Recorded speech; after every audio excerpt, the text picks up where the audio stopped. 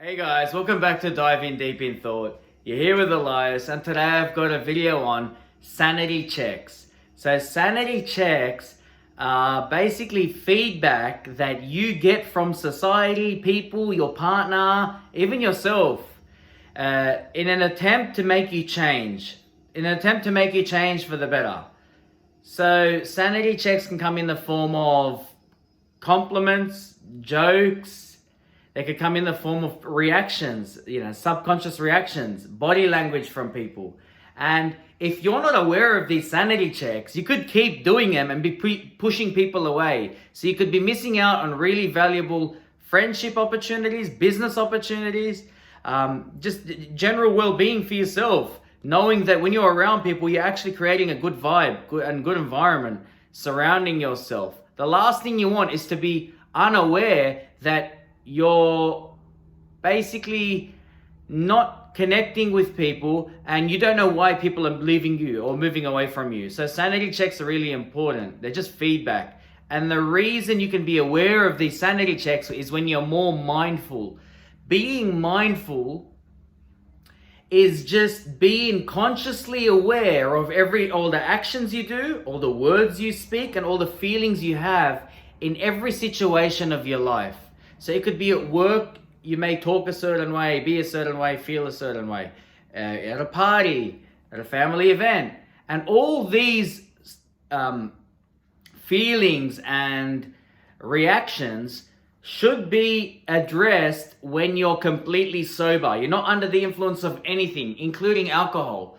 That way you get an unbiased perspective of it, because if you introduce alcohol or something else that inhibits your true reaction, then you're suppressing those feelings that you want to face. You want to face these feelings and overcome them. You want to overcome anxiety. You want to overcome social interactions that are making you uncomfortable. You want to face these things and literally bask in them. Show your strength in that sense. Don't run. Don't use a social lubricant such as alcohol or something else to suppress those, because that's suppressing your authenticity, and then you're becoming this somewhat bit of a fake personality to impress people. Like, the only time I want to dance is when I drink. Why can't you dance when you're sober? Why can't you overcome that anxiety of being judged when you're sober? And when you do that, that actually flows into other areas of your life. That flows into work. So then you won't be as anxious as you are in work, because you've proved to yourself at this social event that you're not worried about judgment. So you'll take more risks at work, and then you'll do the same thing at home. And what will happen is, this is like a snowball effect of growth and confidence. This is why a lot of people aren't confident. It's because they don't allow themselves to overcome these feelings of anxiety, of fear, of judgment, of being perceived a certain way. Either way, you're dancing. Where people don't know if you've drank or not. And you're dancing. They're going to judge you when you're drunk and dancing and when you're sober and dancing. Aren't they going to judge you in both situations? So then what's the point? Wouldn't you rather gain that skill of overcoming anxiety?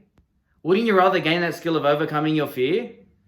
And you owe that to yourself, because when you do that, you prove to yourself that you're a person of value, that you've respected yourself enough to give people a good time and a good environment to dance, laugh, to enjoy your presence. And that's what you want. You want to cultivate a good presence with people. You want to be present. And that comes down to mindfulness. And mindfulness is basically being very aware of what you're saying, what you're doing, and how you're feeling, so that you can judge your reaction based on people and adjust yourself to calibrate yourself in a social setting, so that you are more socially adept to different situations that you're in.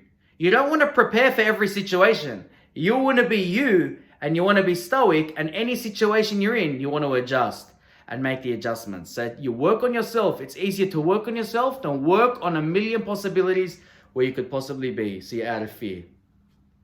Guys, I hope you enjoyed this video. I hope you find some value in this. And if you do, and you believe somebody else can also find value, please like, subscribe, and share. Thanks, guys. I'll see you in the next one.